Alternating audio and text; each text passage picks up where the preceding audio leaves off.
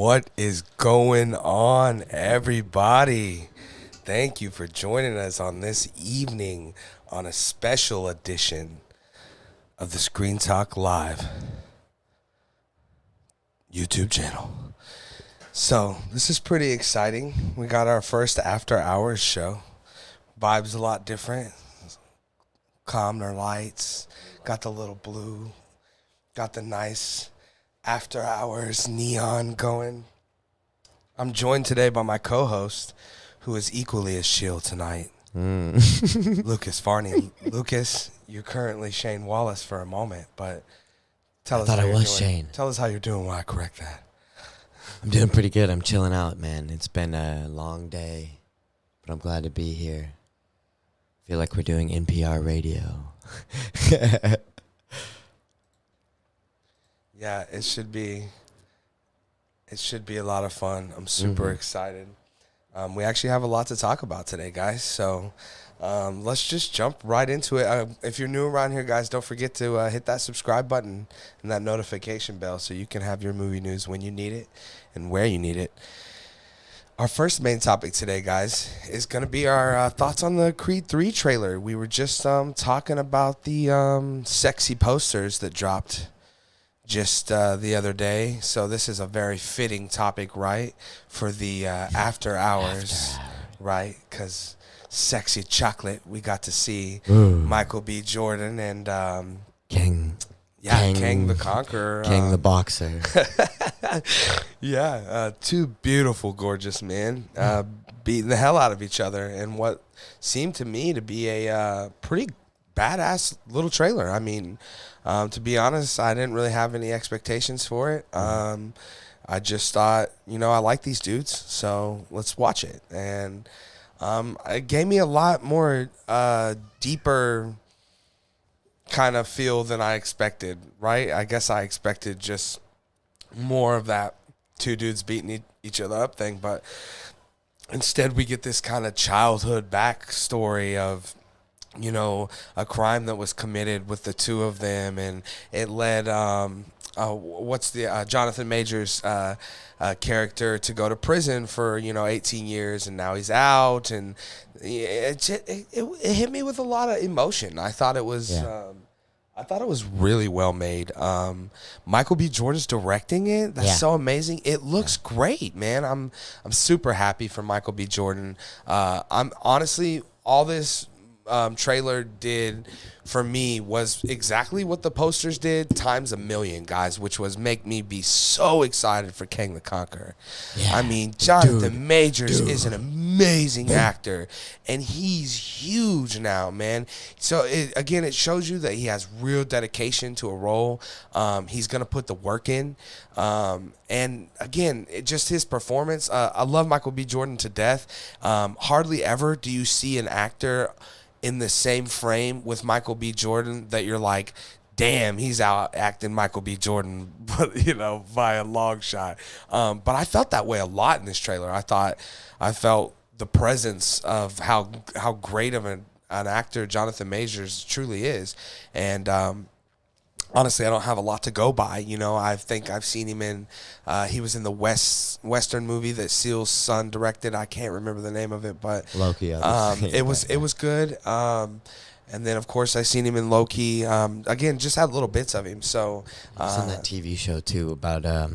Yeah, he's a Lovecraft Country is what his main thing is, but I've never seen any of that. So I don't have a lot to go off of, but seeing what I seen, man, it was, like I said, it was really exciting. And then, of course, the trailer ends with what the movie's about, right? Which is Creed versus, Jonathan Majors, or Dame as he is. And so and we get like a punch, right? They're both punching each other, and then boom, trailer ends. So looks great, man. Super excited. It definitely the job of a trailer is to increase your excitement for the movie. It definitely did that for me. Again, I had a moderate excitement for this movie, but now I'm looking at this thing like, damn, this looks good, man. This looks worthy of going out to the theaters and checking out for sure. So, Lucas, you've had a little bit of time to check out this Creed trailer. You had seen it before me. Mm-hmm. What are your thoughts, man? Tell us what you're thinking about it. Well, I will say I very much had like the exact same reaction you did in a lot of ways when I first watched it. Because like I love Creed 1 and Creed 2. I mean, I grew up watching Rocky with my dad, you know what I mean? And so naturally I'm going to love Creed, or you would hope I would love Creed. And I have loved the Creed series, but in its own way, So I had expectations based off of 1 and 2, but outside of that, I was just like, well, I just hope they're not going where Rocky movies went, to take it too far, jump the shark with it, whatnot. But honestly, after watching this trailer, my first thoughts were like, dude, this reminds me so much of the original Rocky, because I mean, Michael B. Jordan's directing it, it's really his passion project, and just like Stallone. And it's not just that he's directing it too. Ryan Coogler and his brother, what's his name, Keenan Coogler, are writing it. And I was doing some research right before this because I knew I wanted to talk about it. Ryan Coogler obviously directed the first Creed and wrote the story from it and the characters, whatnot. So then in the second Creed movie, he's only listed as characters. And that being said, Stallone did write the second one, and you get a reboot whatever with Ivan Drago and all that. So it was his send-off movie. Right. But what I'm getting to more or less is that this feels like it's finally, not that Rocky was a weight, shed the weight of Rocky and is about to compounding in as truly its own, instead of going the opposite way of just running it into the ground. This looks like it's just starting to me. And what a great emotional story and draw already. And man, like you could tell obviously because the posters, that's who he's fighting is Damien, but you can feel it's a testament to Jonathan Majors' acting, like you were saying, about being able to stand in the ring and in a scene with Michael B. Jordan like that, and you can feel that he is the bad guy, but you feel the emotional connection, especially that the hero Creed is feeling already just from a trailer, man. Right. I'm really excited to see this now. Right. Yeah, man. It looks good, man. Like I said, with a lot of these movies, to me, it's kind of just like another boxing movie.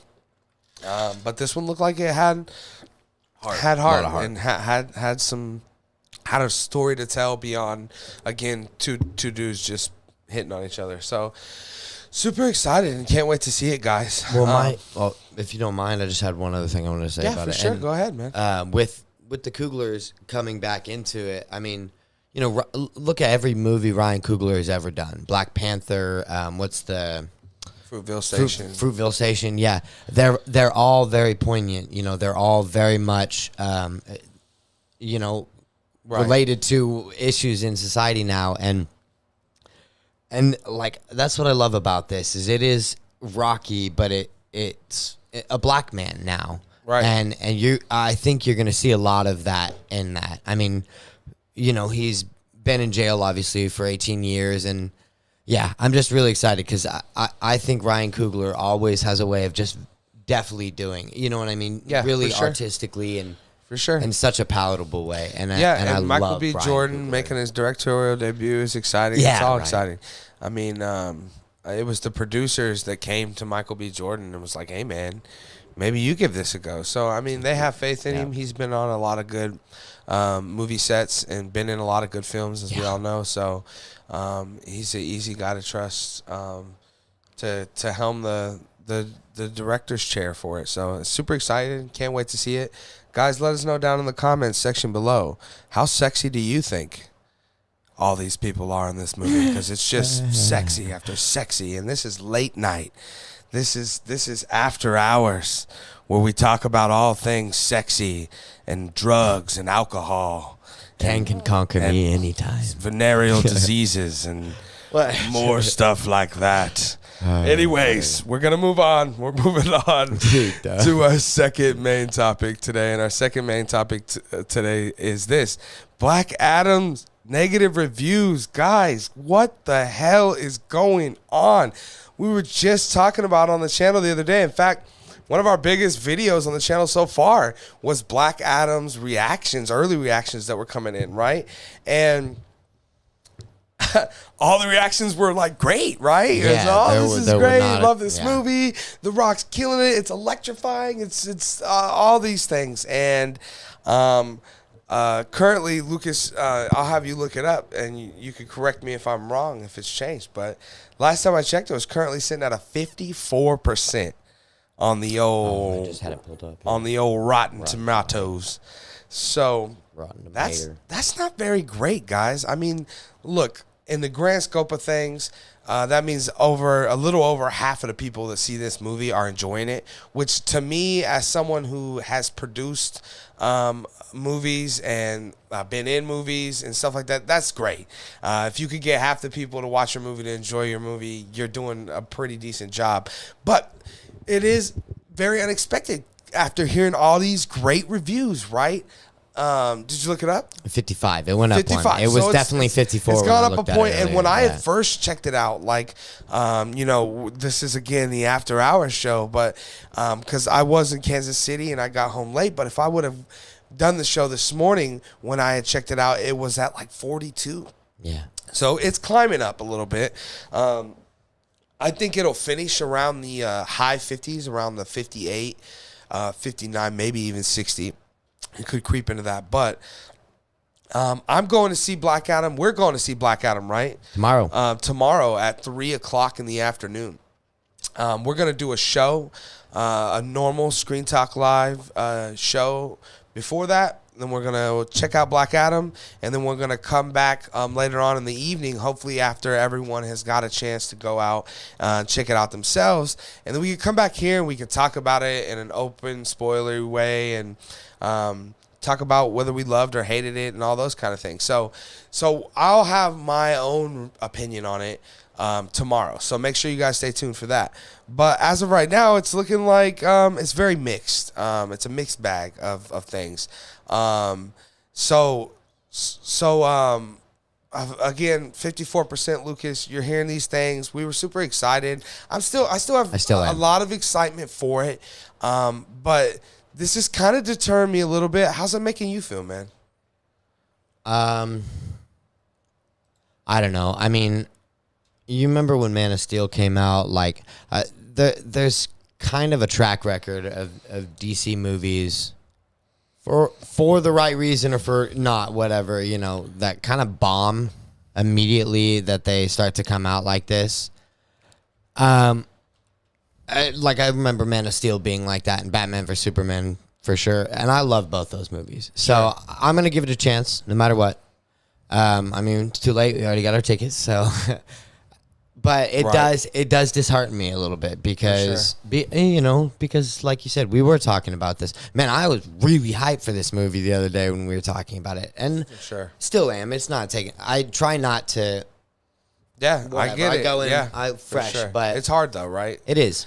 That being said, real quick, Lucas, I wanted to read this. Something I always love on Rotten Tomatoes is the critic consensus, and a lot of times it really sums up a movie exactly what it is. So I just want to read this. This is from Rotten Tomatoes. The critic consensus is as follows. Black Adam may end up pointing the way to an exciting future for DC films. But as a standalone experience, it's a wildly uneven letdown. And again, usually this consensus is pretty spot on. So what that means to me is that it may be somewhat of an exciting, fun film, but it doesn't kind of do all those other things we want it to do to be good, you know? You know what I'm saying? Mm-hmm. And that could be the case. I don't know though, man. I honestly, I will say that is one thing I was worried about is that specifically because I think DC has a track record of that too, of trying to wait for what comes next, you know what I mean? Right. Which, I mean, that's kind of part of the superhero genre in some ways. But Marvel did it really well with the post-credit scene. Regardless, I was worried that it was going to suffer from that, trying to set up so much, and we'll see. We'll see. I do want to read just a couple of quick reviews, guys. While I got it pulled up here. So this is this is a thumbs down. And here is the quote: "The viewing experience is fatiguing, borderline irritating, which isn't what comic book entertainment should be." Here's another negative review that says, "Just another exhausting, ordinary cape flick, which will only really be discussed for its post-credit scene." I have seen a lot of these that say that the best part of the movie was the post-credit scene, and that's always a bad sign, right, guys? Here's another negative review that says, "The love for the character is evident, but the sum of all the film's parts don't speak cohesively to the passion that fueled this project." And again, someone's, commented on the channel the other day and said this was Dwayne's passion project. And I believe that wholeheartedly. So I believe Dwayne put his all into this. But again, maybe that doesn't work for everybody. Here's another one that says, "Because Black Adam elects to bombard you with the wait, there's more approach, it lessens the impact of what could be a fascinating story." Here's another one that's just simply another low point for the Warner DC franchise.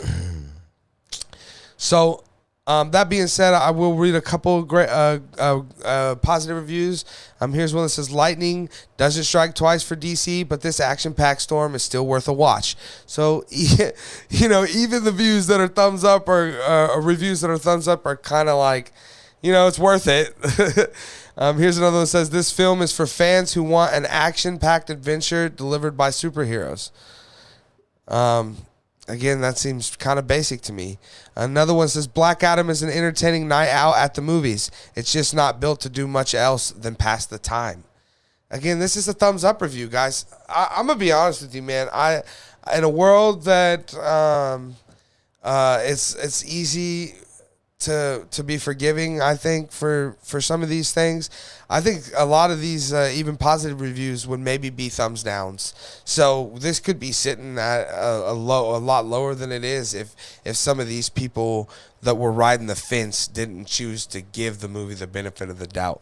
But that being said, guys, again, I'm super excited for Black Adam. We'll go see it, check it out tomorrow, and be sure to stick around tomorrow for the main show, and then come back for the open spoiler discussion for Black Adam, so you can get our review and our thoughts on it. So let us know down in the comments section below what you guys are thinking about these negative reviews, these mixed reviews, I'll say, because it's not really negative, right? It's mixed. Again, like I said, a little over half the people that are watching this movie are enjoying it. This also could be one of those cases, right, Lucas, where we end up seeing an audience score of 93% or something, right? I see that happening. Right. It's sure. very, very possible. So especially with the post-credit scene. Right. And The Rock and just so much. Yeah. So we'll see tomorrow. I'm sure those numbers will come out, and it'll give us a little bit of a better idea of what the audience is thinking. But as for now, it's a mixed bag for the critics. Guys, what are you guys thinking about these reviews? Let us know down in the comment section below what you guys are thinking there. All right. We're going to move on to our third main topic today. And our third main topic is this.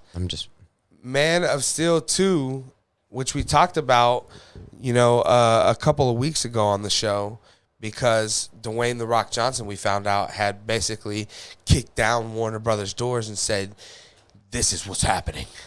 And what was happening was Henry Cavill was coming back to play Superman, and he wanted his own movie too. And apparently The Rock got all of that, and now this is rolling fully now. This is coming to us from Collider.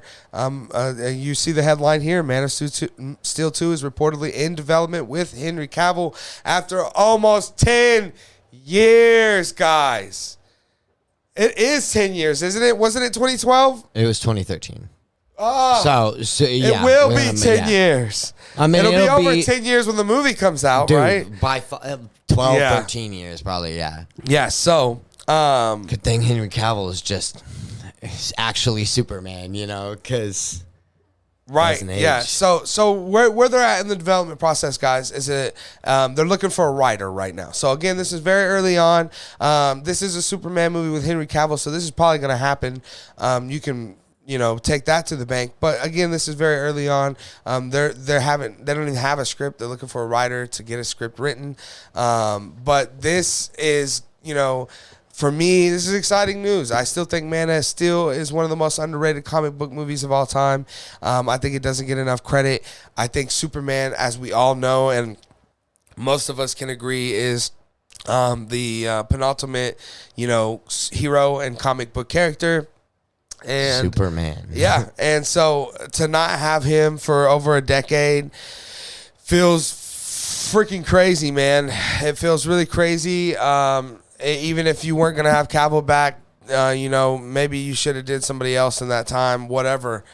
We did, of course, get the little shot of a chest of Superman in Shazam, but there's the Clark and Lois CW show. Yeah, I'm not counting anything CW. So, but yeah, but this is what we're seeing now, that they are working on it. And all I hope is that they are bringing Hans Zimmer back. That's all I care about. Yes.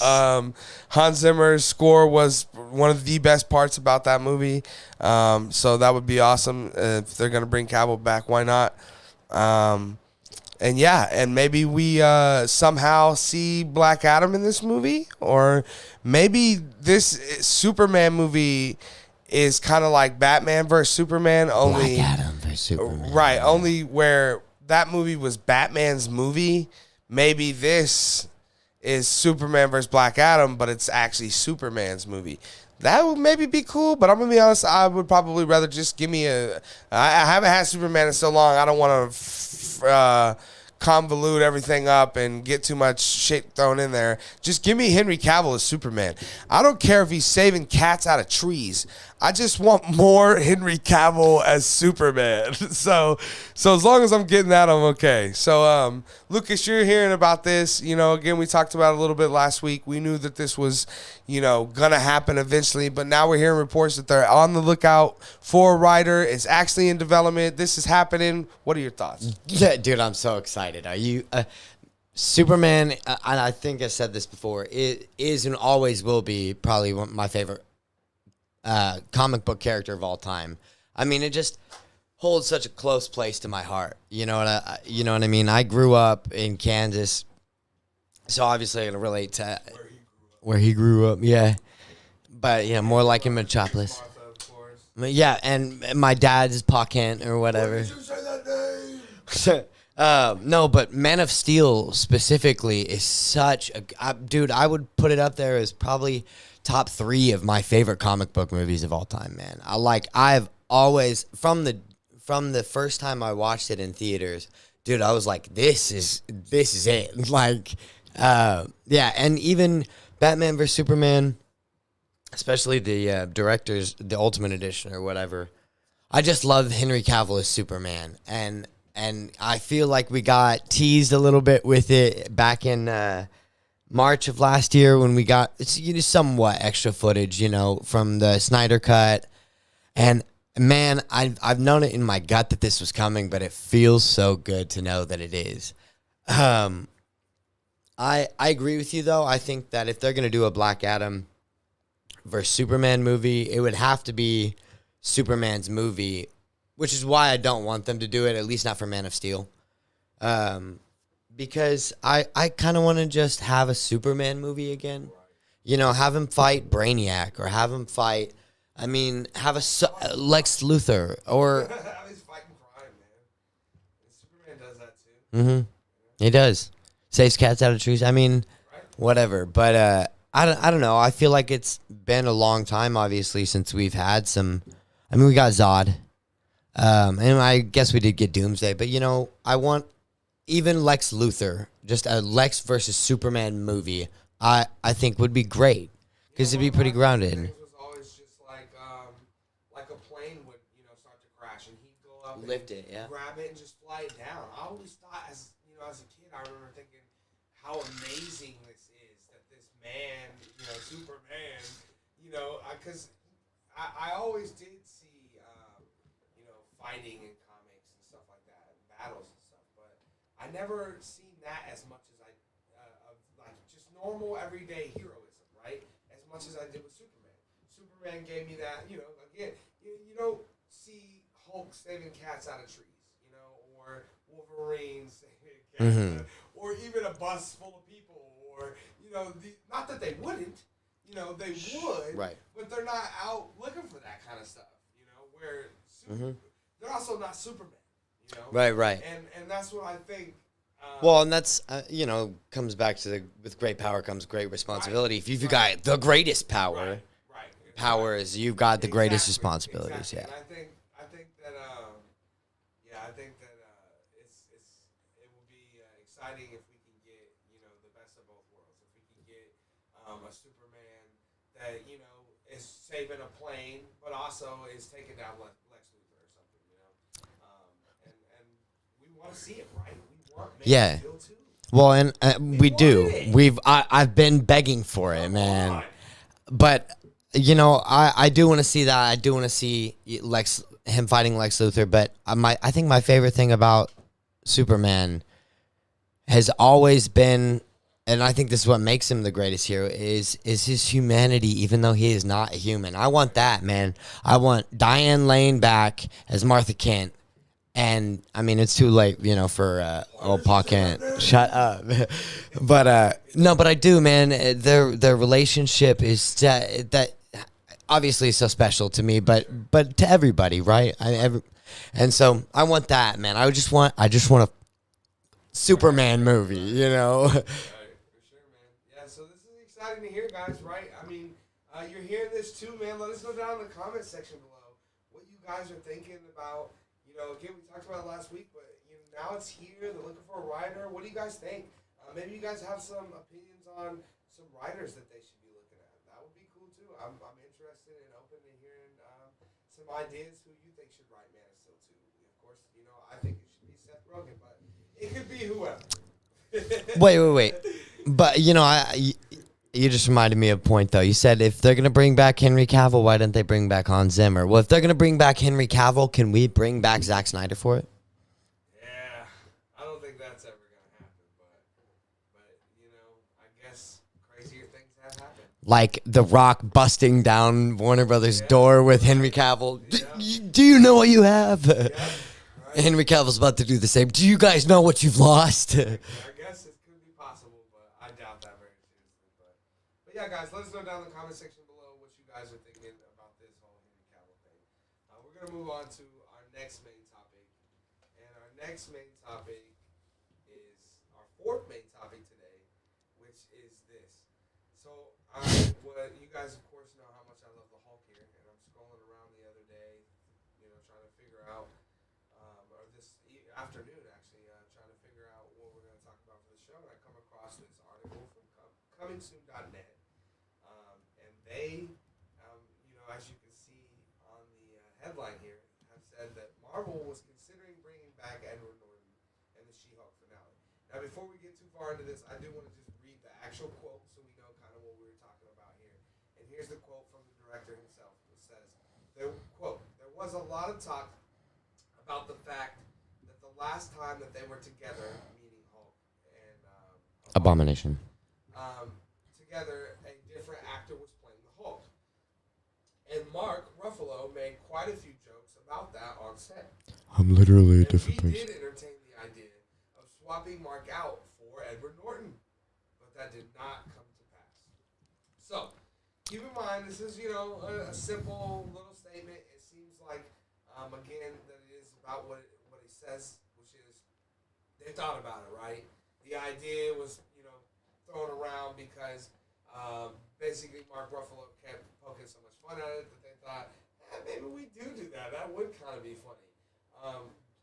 The intriguing part of this information to me is that Marvel's still willing to work with Edward Norton, maybe.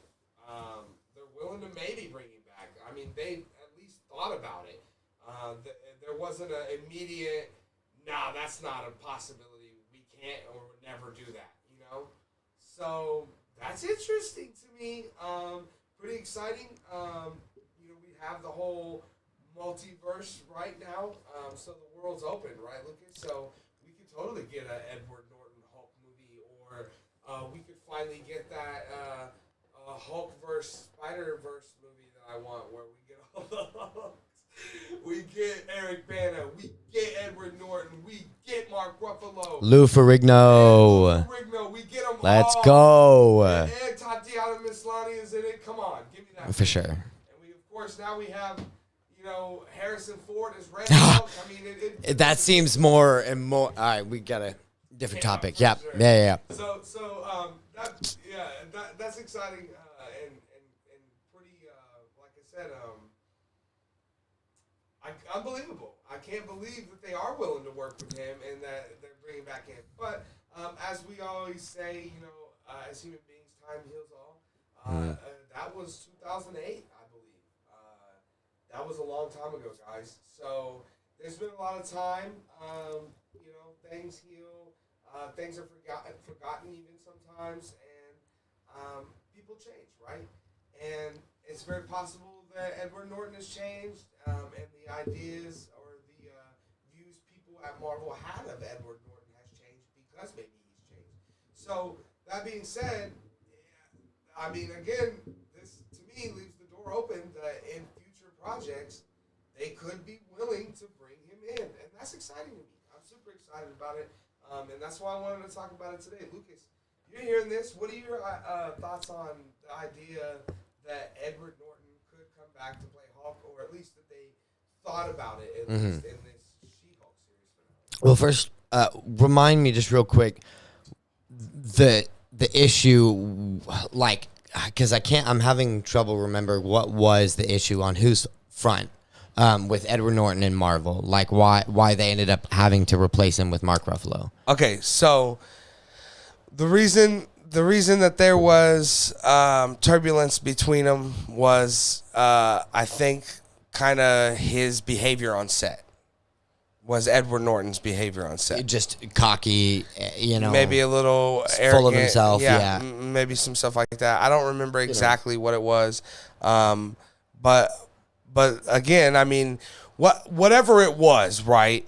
They're now willing to maybe look the other way on it again, because we're seeing this article from comingsoon.net that's telling us that they at least thought about bringing Edward Norton in as the Hulk in the She-Hulk season finale. So if they're willing to do that, then like I said, they're probably willing to bring him in maybe Secret Wars, maybe, yeah. Maybe, right? Or yeah, right, for sure. Secret Wars or Secret Invasion, or even I joked that we get, that Spider-Verse Hulk movie with Eric Bana, Edward Norton, and Mark Ruffalo, but but there's so much more, right? We could even theoretically see, a Planet Hulk or World War Hulk with his Hulk, right?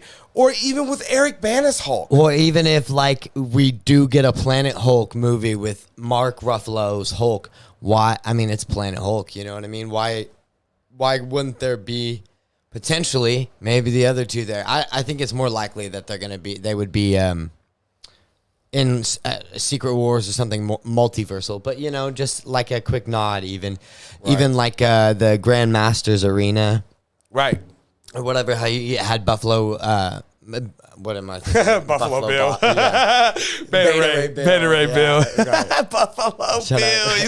He was a good champion of champions. Put the hammer in the basket. I'm sure him and the Grandmaster got along then, No. So would it have just been for the final battle? Was that what they were saying, or the final episode? So you start with Ruffalo and you end with but it seemed like they could have in that opening montage of the old school one. maybe that's where they could have used him. Dude, too. that would have been perfect. Not even as Hulk. You just get him as Banner when he's like, when right, and then of course, right. They should have done that. They probably could have got. Well, again, the fact that they're willing to entertain the idea leaves that door open. Well, I want to know how far along in those conversations they got. Like, are Mark Ruffalo and Edward Norton friends? Was he like, hey, bro, you should come back and do this, right? Or like, did it even reach all the way up to Kevin Feige? It seems like it was just a passing thought, kind of like man, maybe we should do this. Well, more than a passing thought, it built on itself, but yeah, it became a passing thought, right? But he was doing it while they were on set, and it was pretty far along at that point. I'm sure they were just like, nah, but maybe we bring him back later, right? So right, but yeah, guys. That being said, I mean, what are your guys' thoughts? I know a lot of people love the Edward Norton version of Hulk. I know a lot of people love that movie. I know a lot of people just love Edward Norton. Yeah. They love Fight Club. They love, the big Edward Norton fans. I know a lot of them. I'm not the biggest fan of him. I didn't mind that his version of Hulk or Banner, and I dig that movie. So it'd be cool. But like I said, if we're doing it, let's go all in. Let's get Eric Bana back. Let's get them all three, him and Lou Ferrigno. And let's have like a big Hulk off. Like, why not? Let's do it. But guys, let us know down in the comment section what you guys are thinking about this this news of Edward Norton, of them entertaining the idea of him coming back in the She-Hulk finale. With that, we're going to move on to our fifth and final main topic. And our fifth and final main topic is this. Very nice. So, Very nice. Guys, that's great, dude.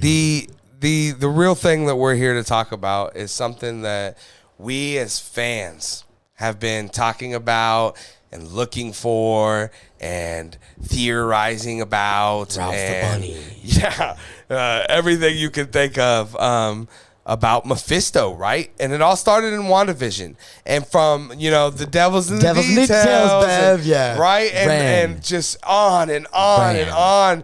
It was like, Mephisto. Where's he at? There was even a couple of other things. There was the remember the church window in Loki. That had the Mephisto on it. There was so much little Easter eggs here and there of Mephisto. There was even talk, of Al Pacino. I remember that. I was really excited about that. Playing him, who played the devil in The Devil's Advocate, right? Yes. So had already kind of Nice played little that nod. role. Yeah. Yeah, would have been awesome. Plus, and God, Al Pacino. yeah, right. We all love Al Pacino. Jeez So, but of course that never came to be, and Mephisto in general never came to be, right, guys? We never ended up getting Mephisto, and then still to this day, like, I'll be watching, some of the other YouTube channels that do what we do, and they're still like, oh, that could be Mephisto, and of course, because as fans, we've kind of been teased and breadcrumbed to believe that we're gonna get something like that, and it looks like it could be happening finally. That Mephisto may actually be on his way to the MCU, so maybe he has kind of been in the background. Of course, we didn't get to do our show today, normal time. We're doing a late night show, but Hell yes. Producer Shane made this beautiful graphic, right, of Sasha Baron Cohen as Mephisto, and it's just so great that I had to use it somehow. So I put it back here behind me so you guys can enjoy that while we talk about it. I'm going to move over to the article. This article is coming to us from Screen Rant. And yeah, Screen Rant saying Sasha Baron Cohen is reportedly in talks to play Mephisto, guys. I'm going to read a little bit of this. Sasha Baron Cohen is reportedly in talks to star as the villainous Mephisto in the MCU, starting on Ironheart. Since Phase 4 began, the MCU has continued to expand with more films as well as TV shows, helping flesh out the beloved franchise. While they are in the midst of the multiverse saga, one character that many have continued to speculate about making his MCU debut is the supervillain Mephisto. As Phase 4 is getting close to its end, with Black Panther Wakanda Forever as the last film before the end of Phase 5, more films and shows are coming in 2023 and beyond, which leaves the door open for Mephisto's potential arrival. However, it appears Mephisto might be finally on his way to the MCU, as Deadline reports that Sasha Baron Cohen is reportedly in talks to portray the character for Ironheart. Rumors first emerged last week that the actor was on set to portray the iconic villain on an upcoming Disney Plus series, Ironheart, which recently wrapped filming. At the time of writing, Marvel Studios and Cohen's representatives have refused to comment if he's playing Mephisto or even starring in Ironheart. Of course. Why would we tell you? The devil's in the details, Bev. So, yeah, this is exciting news. Obviously, as huge fans of Sasha Baron Cohen, he's a wonderfully amazing comedic. One of a kind, truly. Yeah, truly one of a kind entertainer. Mephisto seems like a really perfect role. Yeah. I mean, he's such a deceiver, and Sasha Baron Cohen is Borat. Well, he's full of disguises. He did that One America he's such show. A deceiver, right? So I think this is a perfect fit. Yeah. This is super exciting. This is very like out of nowhere too, right? Like, honestly, you could have probably given me a million guesses, and the last person I would have landed on would have been Sasha Baron Cohen. Would not have been in the ballpark. But that being said, again, I feel like it makes sense, and it's a perfect fit. Now, the one caveat, or the few caveats I have about this are, one, in Ironheart, right? Very weird. I'm not really sure how he fits into an Ironheart story. That being said, it could totally be like a post-credit scene, so it could be something small. They were saying that he was recently seen on set, and it just wrapped filming, so it totally could just be a small appearance towards the end, setting him up to be in, an actual film or a show where he may actually belong a little bit more. Ironheart, not super excited for it because don't really have anything to get me there. Wakanda Forever comes out, and the little bit I've seen of Ironheart in there looks great. And I'm sure Wakanda Forever will sell me on the character of Ironheart and get me super excited for that series. And you couple that with the fact that Sasha Baron Cohen is playing Mephisto. Man, where is Noah at? I bet Noah's somewhere just very nice. Jizzing in his pants. Very nice. He's got to be. This is awesome. This is great After news. Hours. I can't wait to see him portray this character. This is gonna be awesome, man. There's a lot of mixed bag for Marvel recently. But it always seems that their casting is great. Casting is always even when I think it's not great, it ends up getting great. Like Jonathan Majors. I'm like, why? Who's this? And now look, So, yeah, again, couldn't be more excited, guys. Like, sure.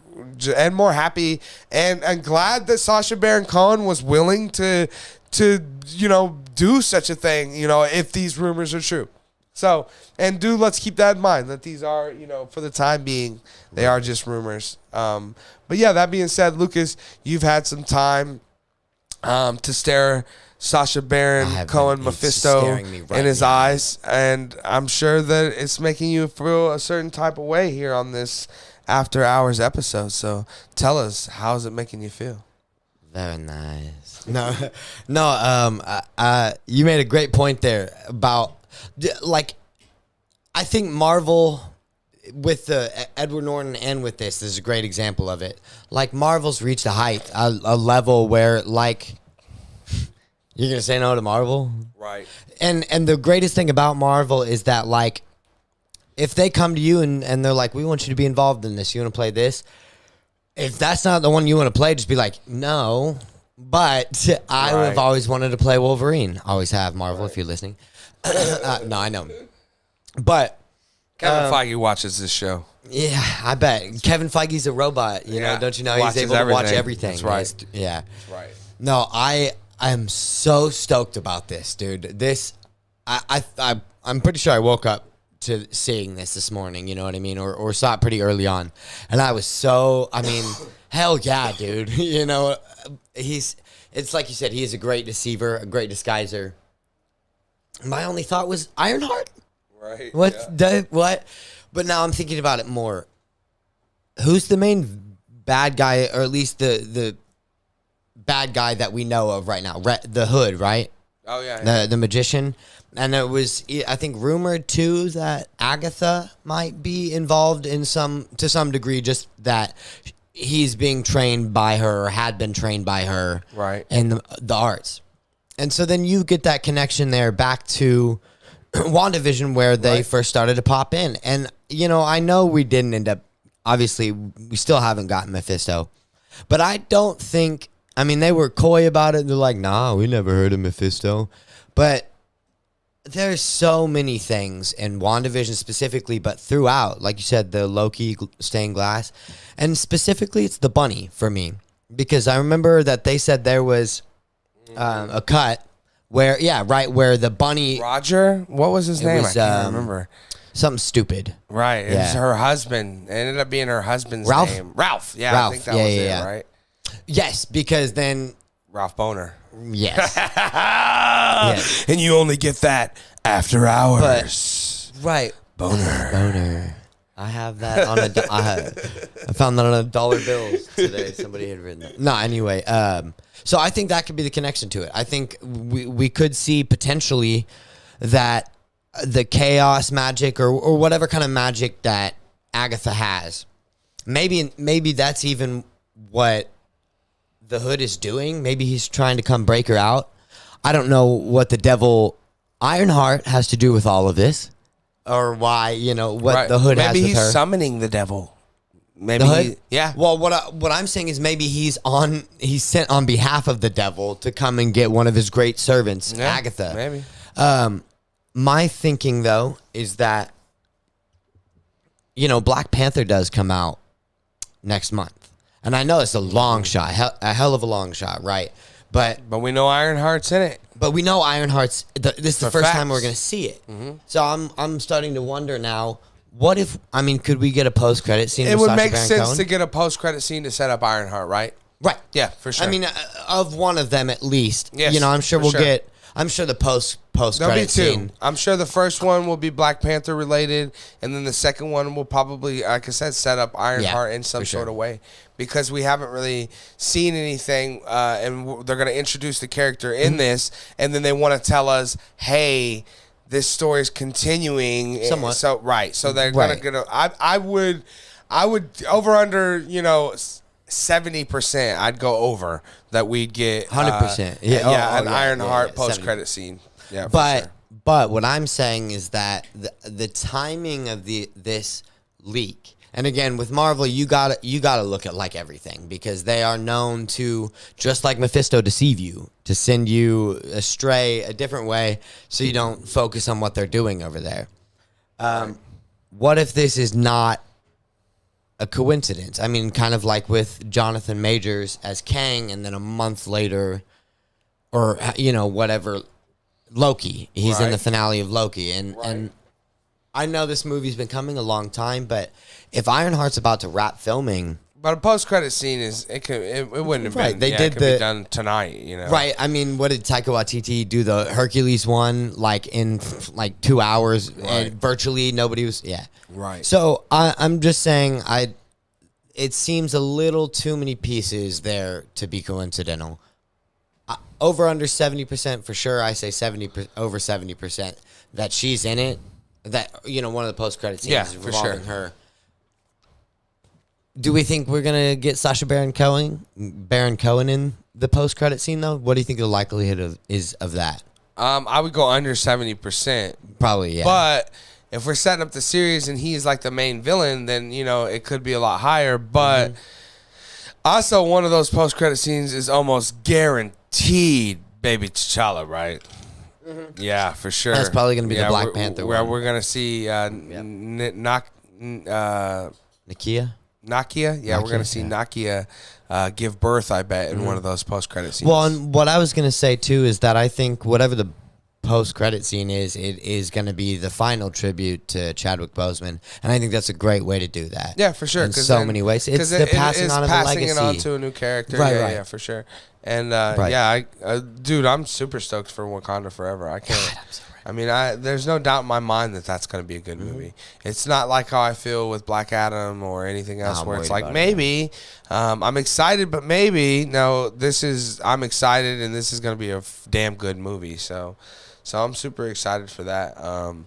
But yeah, that being said, guys, you guys have had some time to hear us reporting on this idea that Sasha Baron Cohen, Borat himself, could be playing Mephisto in the MCU. What do you guys think about that? Let us know down in the comment section below what your guys' thoughts are. Guys, with that wraps up our main topic today. After hours.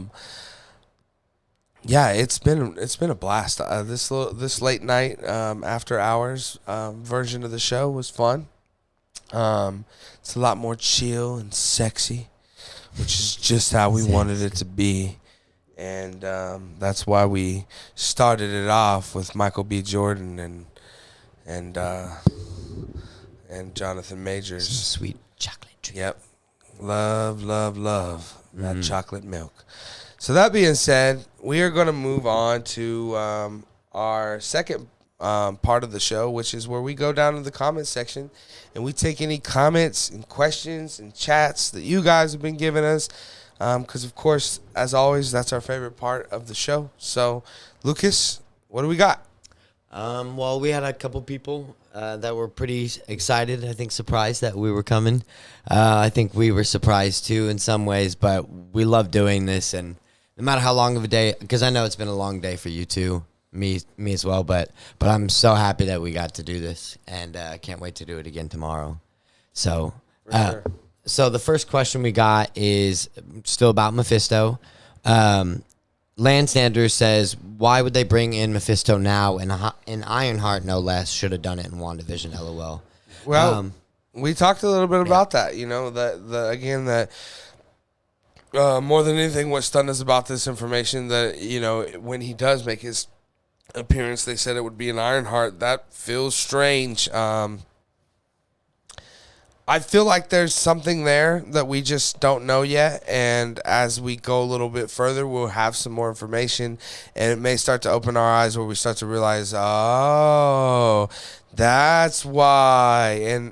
I think, look, in Feige we trust, even though it's becoming a more shaky statement to say, but I still believe that, they're not just doing shit to do it most of the time.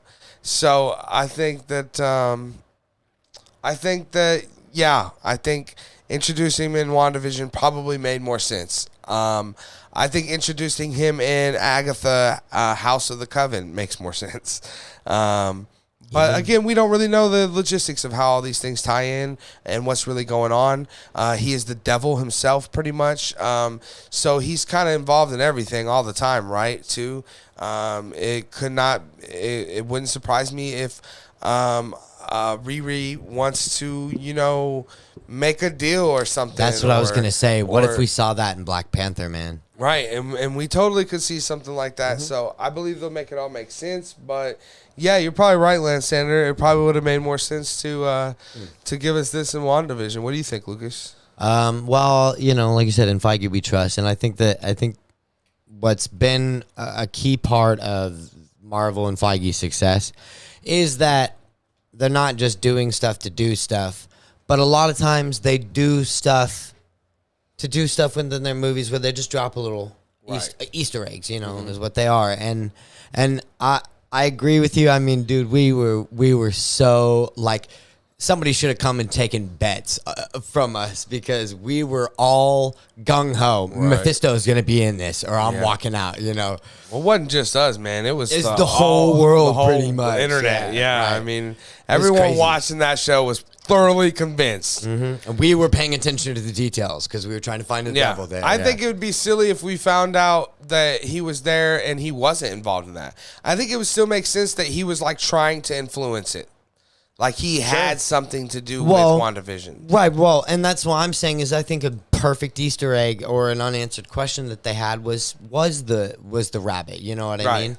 And that was Agatha's Right. rabbit. And Agatha, I mean, it was like I think you could still get what you're trying to say because it was Wanda, and I don't want to take away from that perfect poetic ending of that story, you know what I mean? Right. That being said, Agatha recognized there's something powerful's going on. Let's go Right. see what this is. And I wouldn't be surprised to find out that maybe she's on a mission from her master, Mephisto. Right.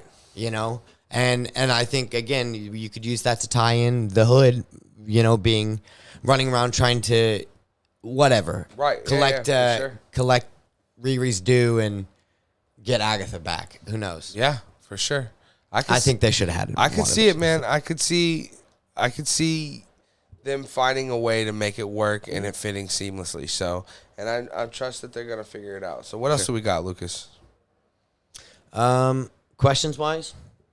Yeah.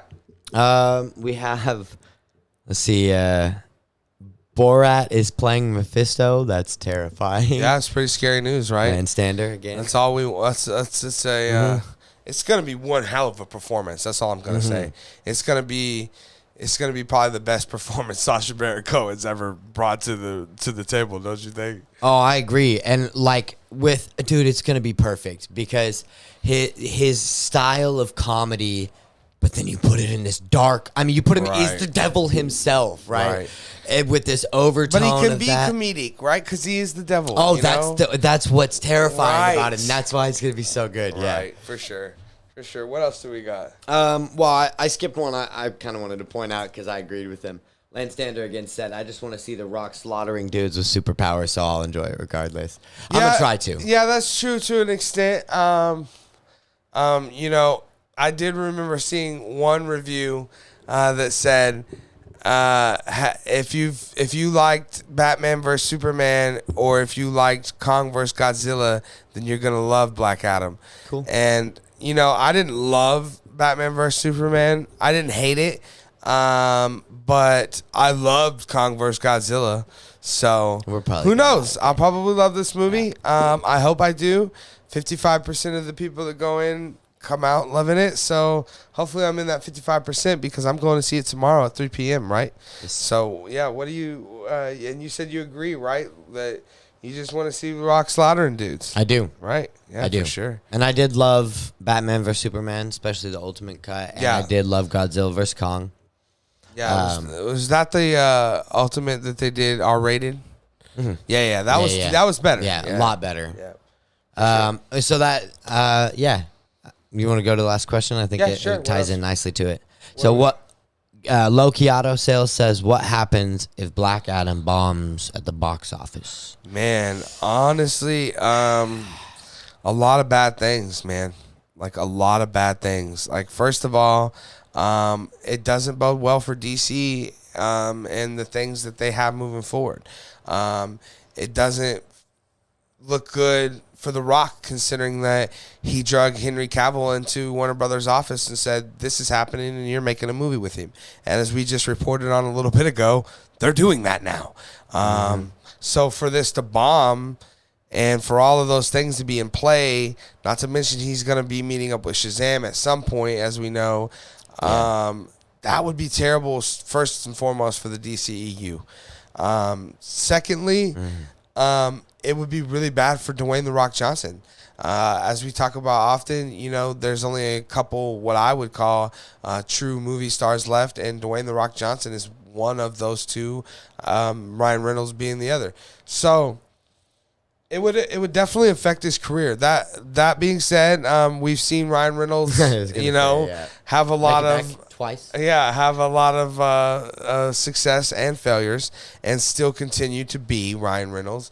And I don't think it would affect The Rock overall, but I think it would in the immediate. I think right now he would deal with backlash, and he would have to answer questions, about why this isn't this and that, and but I think people would forget about it. And but then the question becomes, would we be able to get a Black Adam 2? And do they continue moving all this stuff forward? And then you got the Ezra Miller Flash movie that was kind of meant to reset the DCEU. So, man, I'm real worried about them. And I was hoping for the best, because hearing the early reactions for this, again, there's a video on the channel if you haven't seen it. Last couple days ago when we were talking about the early reactions, it was like, perfect movie to reset the DCEU and the best movie so far that they've made. Right, yeah, right. Perfect to jumpstart and all of these great things, and then now all of this negativity surrounding it. So, it makes you wonder, if it financially fails, then it really fails, right? The thing is, if it's 55%, and let's say the audience has got it like a 42, cool. But if this movie makes $1 billion, then who gives a damn? Yeah. Nobody cares. There'll be a second and a third. There'll be whatever the Dwayne "The Rock" Johnson wants. So I believe in The Rock. I believe that that this movie will be enjoyable for me. I really want it to be. I'm going into it with just high hopes in the idea of I want to have fun and enjoy myself, because I'm going to be there for a little over 2 hours. So, yeah. Hopefully they got those Black Adam cocktails we were talking about with the Thunderbolts in them, right? Sure. But what do you think, Lucas? Thunderbolts would be dope. If Black Adam just completely bombs at the box office, what do you think it means for it?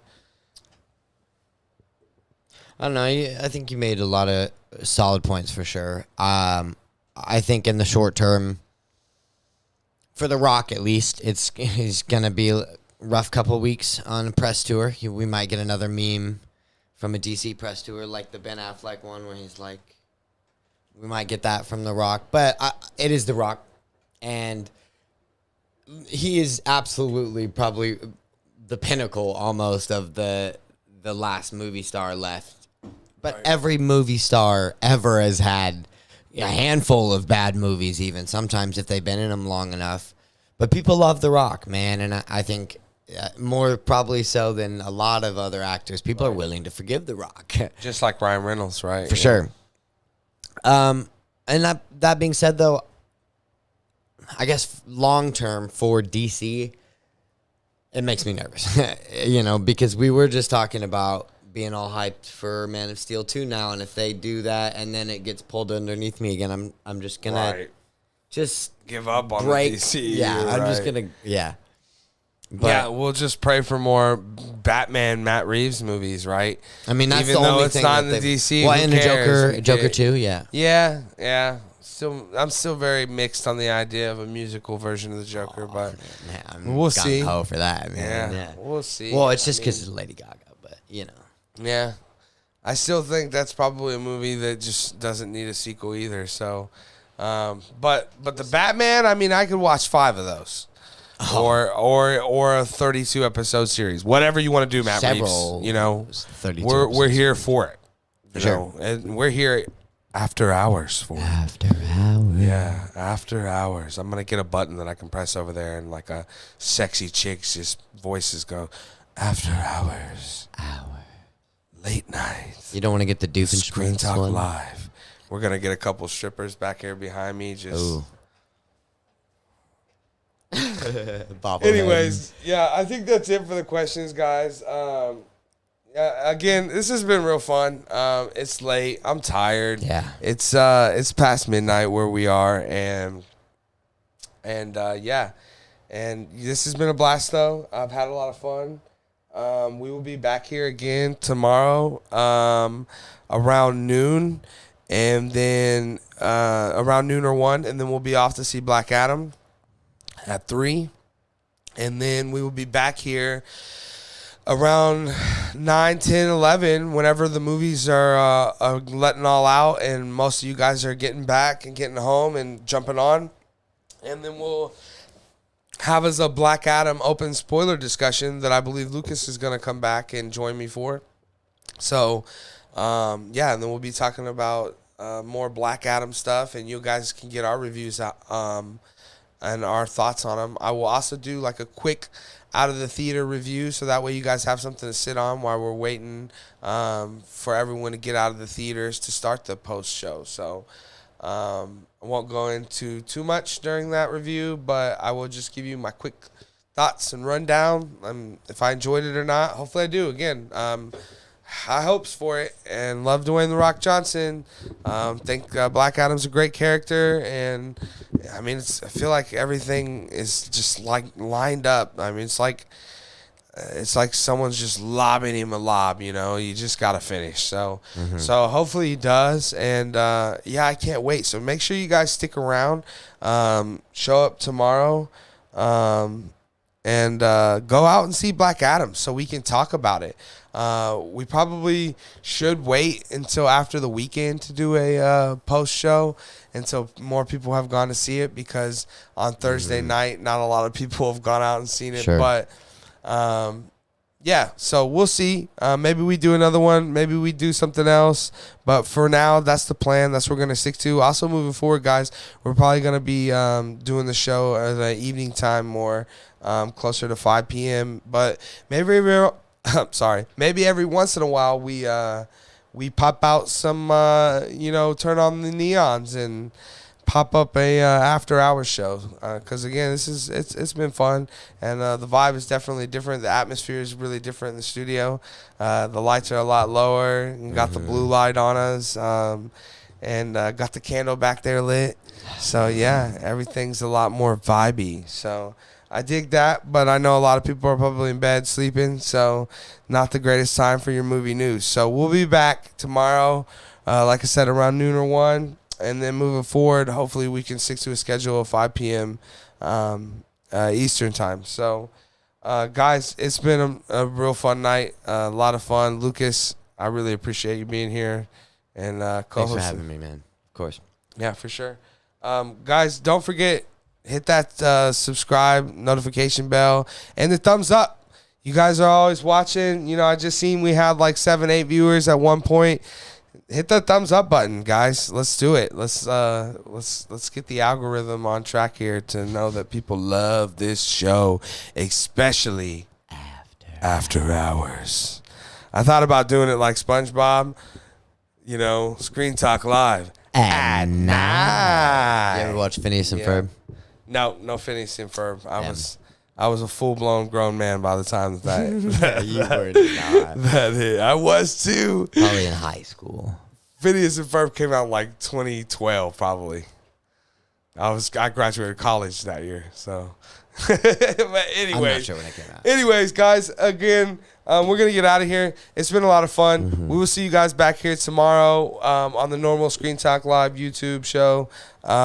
Again, we appreciate all you guys' comments, questions. As always, that's the funnest part, is taking your guys' comments and questions from the chat. So don't be afraid to put those in and stick around to the end of the shows to make sure you guys hear those get answered.